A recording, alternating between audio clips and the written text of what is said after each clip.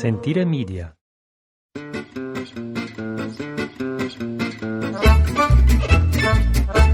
All right, take two. We have already recorded this podcast once. It is the end of July. It is hot. It's the afternoon. File error. We have some kind of file error. I don't know. Operator error on your part. Operator error. Who knows? Anyway, there was 3 minutes of the podcast, and then it showed that there was the whole thing, but then nothing. And it was a banger. It was a banger. It was a good one. So we're going to bring you this mediocre one now that we're recording it, because I'm tired and it's hot. Anyway, I'm Jason. That's Ashley Latavla Marquet. Woo. We run an agriturismo, middle of July, end of July, hot. It's the dog days of summer. That's it. That's it. So what have we been doing? Let's talk about the garden. Garden update. July has, like I said, hot. It has been no rain, and everything is suffering in the sense of like tomatoes. We have tomatoes on the first third, bottom thirds of the plants, and then the rest of the plant is beautifully flowered, but not a lot of fruit. It's just too hot for the plant to fruit. Speaking of the tomatoes, we grew them this year 3 different ways, which we've never done before. Normally, they're all in the field, in the big garden. But since we didn't do the big garden this year, Jason still put about 20 plus down in the field. We put about a dozen in boxes near the patio. And then we put another 3 in about, what would you say, 5-gallon buckets. And well, let's break it down. How are they growing? Buckets, no good. No good. No Plants good. don't like that. No, don't like it. Why? I just think it's the roots get too hot. And they're not sitting on stone or anything. That we put the buckets in the grass. So I don't know. Just not enough. The roots heat up too much is the only thing I can think of. They got plenty of water. And the field? Field not looking so hot either. I'm getting out of that. I'm getting out of it what I'm putting into it, and not a lot of love. That is true. So, but the boxes are booming. The raised bed boxes are doing great. I think that we're going to switch to that going forward. It worked out, and I like the look of it, and it's a lot really easier. You don't have to work a whole entire field to get the whatever. It is much better. And the peppers are loving the boxes, too. And I think it's partially because it's the first time they've ever had proper shade in the afternoon, too, which might help. Always, they were just in the field getting blasted. And they seem bigger than they normally do this time of year. So this time of year, if we don't have guests, we try to get up as early as we can, preferably before the sun comes up, and do as much as we can before the heat sets in. And today was one of those days. Yeah, today was one of those days because at about 10:30 up until about 4:30, you really can't work outside in the sun. It is intense. No, we were looking at the weather station, and the mornings will be from 13 to 15, and then it jumps. And when I say morning, I'm talking about the coolest part of the day is always at around 5:30 in the morning. Yeah. 5. It is so pleasant. It's really pleasant. So today was the guests. We don't have guests for a little short period. They come on the weekend, and today was dog day. Today I worked for Leroy, the Great Dane. Literally, we were grinding and weighing and packaging. 120 kilos of chicken and beef and getting it into the freezers, and can't really do that when it's the blazing hot outside. So you don't like ground up chicken carcasses when it's all hot and sweaty? No, and I thought I'll just do it in the evenings. I'll start at 10 o'clock, and it's way too hot still. So I woke up at 4 and started before the sun rose, and I was done before the heat of the day set in, so it was a good plan. Yep. But that's kind of how it goes. And then when guests are here, I still try to wake up early, but you have to be a lot quieter.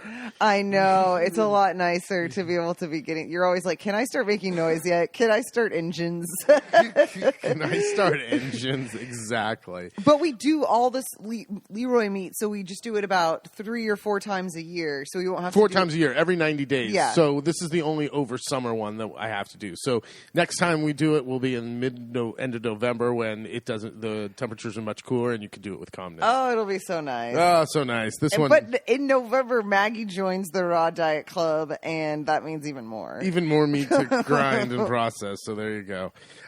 End of July brings usually the last 2 weeks. The last week of July starts the festivals and sagres in our area. Sagra usually has to do with food, and different festivals being like medieval festival or agricultural festival, or what are other ones that they have? Music festivals. Music festivals like jazz festivals and that kind of stuff. And it just so happened that the guests on this last one checked out on a Saturday morning, so that means we had the actual weekend to go check some of these festivals Ooh la out. la. Ooh la la. So we went to two of them. One I chose and one Ashley chose. So I chose the Tractor Days, which we've been to. It was just day. Tractor Day. I mean, there was only one day. We've been to Tractor Day before. I think we went to it probably before COVID. And what it is everyone polishes up their tractor and brings it to this big empty field in the middle of nowhere. And they do kind of like, think of barrel races for tractors. Yeah. About 100 meters down the road down the field is bales of hay, and you go as fast as you can from the start line to the bales of hay. Hard turn around them and come back to the start-finish line, and they have different classes depending on how big your tractor is, etc. It's fun to watch. That started at like 4:30 in the middle of the day, middle of the hottest part of the day, and we were like, we'll go to the parade of tractors at noon. So we show up there. We're there a little early.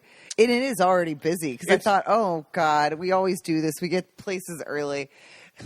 No, this was packed. And we see everyone as we're walking up from a distance, all huddled together. There's like 200 people all crowded together. And because there's just this one across the street from the field. There's just one bar, restaurant, cafe kind of thing. And you can see some tents set up outside. So Jason's like, what are they giving away? And I'm thinking it's like a radio station giveaway or something. And then I'm starting, as we're getting closer, nervous that, oh no, it's like the drinks line because it's so bloody hot. And then as we're getting closer, I realized, wait, there's no one in line for the beer. There's no one in line to buy, your ticket. Everyone's got a beer in hand. Everyone's drinking and talking. It is just that it is literally a line in where the ground is for the shadow of the only two trees in the whole area. And there was 200 so odd people just jammed in there. It was hilarious. Walked right up, got a beer, and then we went and walked around. Yeah, they're down in the field or in like where they're going to do the race, where all the tractors lined up from big to small in all the different types, all the different makes and everything. So you could walk around and check stuff out, and there were guys hanging around them and you starting them up and different things. We walked the whole thing out in the middle of the field, hot as can be. There's some cool old ones. Yeah, old like with the spinning. I don't even know what it is. The spinning thing on the side that. Oh, that's clever. Yeah. Way to explain it. Well, whatever. I know. Anyway, I'm tired. We're losing it. We're losing it. Anyway, we walked around the whole thing, get back up, and it was 30 minutes before this tractor parade started, and Ashley looks at me.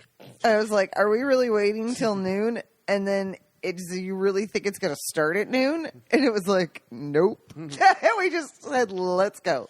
So turned around, went back to the car. We were there 60 minutes in total.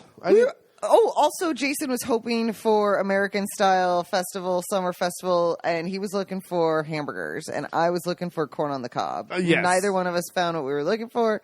All they had was a porchetta truck. Yeah, which no one wants. No. I was really nostalgic for a county fair, state fair or something. Give me a corn dog. I want to see a demolition derby and smell fried food in the air. Where the first prize winner gets a case of light beer. Yep, hell yeah. something like that. Now the festivals here are much more. What's the word to it? A little classy with like historic. Yeah, historic significance or cultural historical significance, which you could say that the state and county fairs are historical and cultural significance. We chose when we drove across America the first time, and we were driving from Seattle to New York to move, and we had to decide: are we going to go see? Oh my God, Mount that's Rushmore? right. We get off. We get off the Or- freeway. To the right was Mount Rushmore. It was later in the afternoon. Right was Mount Rushmore. To the left was the state fair or county fair. Yep. Which one are we going to go do? And we looked at each other. Never saw Mount Rushmore. Never saw Mount Rushmore, but my God, we saw some Big Johnson T-shirts that night. We did. And funnel cake. It was awesome. And that's where the case of light beer, the And demolition. I remember a lot of teenagers with infants in their hands. That's what I remember about that. But it was so perfect. Anyway, None of that at this fest. none of that at this one. So we were in and out in 60 minutes. So it wasn't a bust. I got to see what I wanted to see. I just didn't want to bake in the sun. Exactly.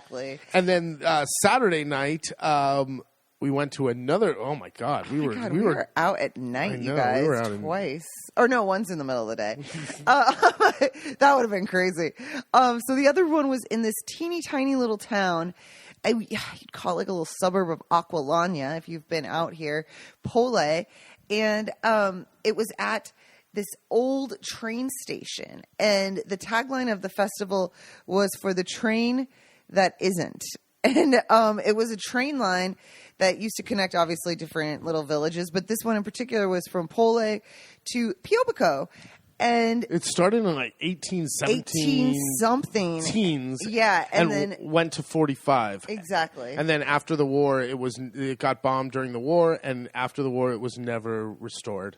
No, and None of the little train lines that came inland to like in Marche Abruzzo. I don't think they restored many of them at all. no, and you were saying when we were talking to the guy at dinner, sitting there, that he mentioned that, and it's Oh kind yeah, of, because we actually the door to the old train station is open. Like you can see, those typical Italian two skinny doors that close, and the one side's open. And we thought, I said, follow me.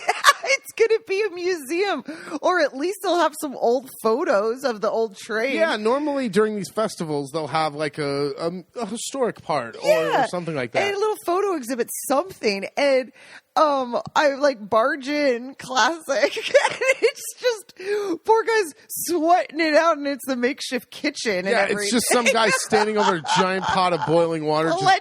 Polenta just sweating. I know. And he looks at us, and we look at him, and we do a Like, where's 180. the photos. So yes, no cultural significance to this one. And when we sat down, we chatted up the people next to us, asked them, why? Where's the history of the station and the rail line and all that? They love the story. And he said that it's bittersweet. It's a Kind of shameful.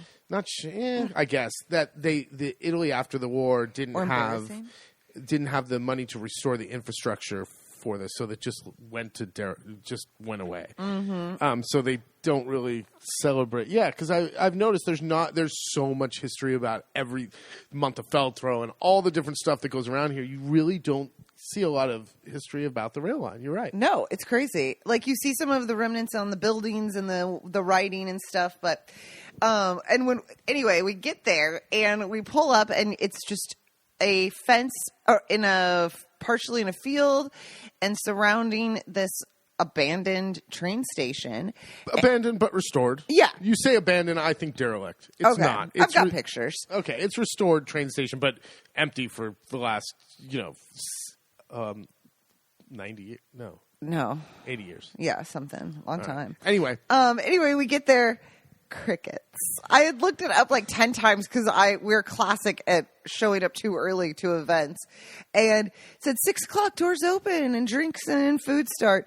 7 o'clock music. And then late night DJ set. And it was like, well, we don't want to go. Who cares about DJ set? Let's go a little bit early. And it said Fisharmonica, a accordion player was going to be there. And I thought, that sounds more like a dinner set of music. All right. All right, dead battery on the recorder. That could have been the genesis of our first problem. I think we just winner chicken dinner. Exactly. I forget where we were. We were talking about the festival. So the train that wasn't. Yes, we show up. Isn't. It says that the accordion player starts at 7. We show up a little bit after. We're there close to 8, and it's like, oh my God, there's more people working here than. Yeah, there was no one walking around. So we go do like a little walk around outside to the church and back. And as we're walking back, just that little 5-minute walk, All right, a parking lot line. stop, The line of cars now start coming. It was weird how it was like someone zero, and then all of us we took a 15-minute walk and we came back, and all of a sudden there is a line of cars coming into the parking lot. Exactly, It was just crazy. a steady stream. So we get something to drink, we get something to eat, we sit down and start people watching because there's obviously no music going on. Just a little in the back, of course. But one thing that was hysterical to look at was the young people, the young girls. I love not it. Young girls, like teenage girls. Sorry. Yes. Look at the young girls. Oh, young girls. No, I love the teenage stuff because obviously I was a teenage girl. First, you get the younger girls, like 13 or so, and they all are dressed the exact same. So we're wearing white jeans and a black tank top or whatever it may be, but we are all wearing our version of it. And sometimes 2 out of the 3 are like exactly the same. And then there's always the poor always third girl. white sneakers. Yeah. And then there's always the third girl who is like slightly off, you know. I was probably that girl. Then you've got the ones that are a little bit older and they're trying to like huss it up a little bit. And now, mind you, this is a family thing where it's like a town of 2,000. It's 8 o'clock. It's not like it's midnight. And they're not only are their parents coming to this thing, but their grandparents and their their teachers. Like everyone. It's just so funny. And they look so uncomfortable. Like stiletto heels and leather skirts. And tight leather skirts where you're just like, you can't even. I'm watching you walk around and you look so uncomfortable. And we're all so hot. And why are you wearing that? And who could walk around in heels in like this pebbly, gravelly like parking lot? Exactly. It's awesome. It's great. Hilarious. Something that we've started to notice last year and really this year too at a lot of the festivals that we have never seen before. Never. Cocktails. You have to do that voice. Yeah, because I always feel like they're like cocktail when you say it. Always just beer and wine. It was always beer and wine. Sometimes you wouldn't even see water, but beer and wine. And it would be, when we first came, it was always in just old water bottles was how you got it. Or small, like, or little plastic cups, but like to the top where you had to take a sip before you took your glass away. Now we've got cocktails and especially a lot of gin-based ones, gin and vodka. Super simple, but they're selling them by the pitcher. I couldn't believe it. And how many? Gin and tonics and Moscow mules and stuff. And it was like, so they weren't just doing little glasses. It was like they're expecting people to drink. The thing I loved the most was that the smallest white wine you could get was a half a liter, and it came in a graduated like cup. Graduating like cooking measurement pour. And it was just, I love that stuff. It was like glass perfect. of wine, no glass of wine. No. Just take this. You'll be fine. Exactly. So it was fun. It started to fill up. Of course, we left before the music, and the Italians were making fun of us. He was like, we will do it very late. Like, I'm not sticking around till very late. So, I know. For DJ sets. No, but it was just fun doing the people watching, and I do love that small town. But so we'll see. Did make us miss the Americana and rodeos and all that stuff too. It's just kicking off right now, so if we get to another one, we'll let you know about it. Ooh, hot damn! I hope we do. All right, we're gonna wrap this. There's the one coming up this week that said it was a dinner of unknown vegetables. See, that just sounds weird. That sounds like this is what a carrot used to be. This woody like thing. Choke it down. Here's porridge. Yeah, here's like mush. Yeah, I don't know about that. I thought it could be interesting. I know. But if I gave you an apple from what an apple was 150 years ago, you'd be like, they're the like wild ones that grow along our road. Would be. So we grew potatoes that once were. Mm-hmm. Would you like this starchy, fibrous thing? Oh, this is why we don't grow these anymore. That's what it's going to be, a dinner of. It's going to be a dinner of shit we don't grow anymore, and there's a reason why. Very good. All right, last thing. Something I've noticed increasing, especially since the weather's gotten warm and everyone, people got their windows open and kids are hot. The lack of, especially in this area, this rural area, of children in any kind of car seat or just a simple seatbelt. I constantly see kids bouncing around the backs of cars. like straddling the two front seats. I see kids like looking around, turned around the back all the time. And all we hear too is in the States of like, until the kid is 13 and 150 pounds, they need to be strapped in. Until he's graduating from high school, we're going to need a booster seat. Like the States goes maybe a little too far. But this is like, oh my God. Today, we're driving out of town between our main our road and town, and there is a kid. We're on a main road. Yeah, main road. It's a 2-lane 70 rural kilometer road. an hour. Literally hanging out the car from the torso down, hanging out the car, resting all his weight on the side view mirror, like trying to hit the branches as they come by, and then just leaning on it with his elbow and his head in his hand. And it was like, oh my God, shit. We're gonna watch this kid go get splattered on the. Jason was like, he's gonna fall out of the car, then I'm gonna be the one to freaking hit him. But it just strikes me as it's just the. How is that what's gonna kill him when they're terrified? They're not terrified. Italians sorry. are. I bring this up again because Italians are terrified of getting sweaty and then having a breeze hit your neck. So there's no way this kid's mom would let him go run around and play ball with his friends and then come into the air-conditioned car without putting on like a sweatshirt or something. Oh yeah, you have to be really or drying yourself off stuff. or whatever. Will risk you. However, hanging out of the car is not a problem. Not a problem. We're good to go. How is the parent not like trying to grab this child and pull him back in, or what is going on? Obviously, this is what we do. It was unbelievable. I got a photo. I drive around a lot more doing like errands and stuff. I see this constantly, and it's just something I thought I'd bring up. And if you come to Italy, see if you see kids bouncing around the back seat of cars or the front seat of cars or hanging out of cars. You will. But like Jason said, you must have a scarf because that is how death will enter your body, a sweat on your neck. So, you win some, you lose some, I guess. None of it makes sense. We got to wrap this one up because I got stuff to do, and this is the second time we've done it. I know. Ashley, just in case, I'm sure your summer holiday plans are wrapping up, but if any of you are thinking about an autumn getaway, we are fully booked for the rest of the year, except for our truffle hunting holiday at the end of October and then the beginning of November. So if you were hoping to come and cook and stay at our farming and cooking school, that's the time to do it, and we will see you this fall. Check out the website, La Tavola Marche, LATAVOLAMARCHE.com for details. All right. Hope the summer's rolling along well for you, and we will check back with you probably at the end of next month. Have a good one. Ciao, ciao.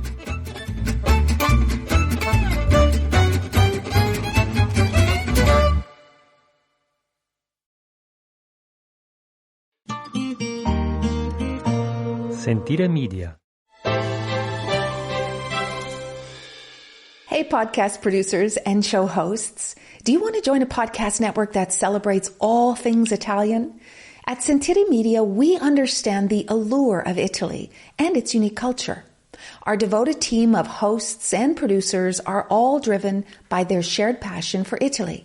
And we work tirelessly to create the best lifestyle podcasts and content that will whisk you away to the very heart of Italy. With us, you can savor the mouth-watering flavors, get lost in the stories from the past, break down the cultural barriers, and truly immerse yourself in the vibrant traditions of this intoxicating country. If you have a great podcast idea or are already in production and would like to join Sentire Media, head over to sentiremedia.com, that's SENTIRE media.com, and find out how to submit your show.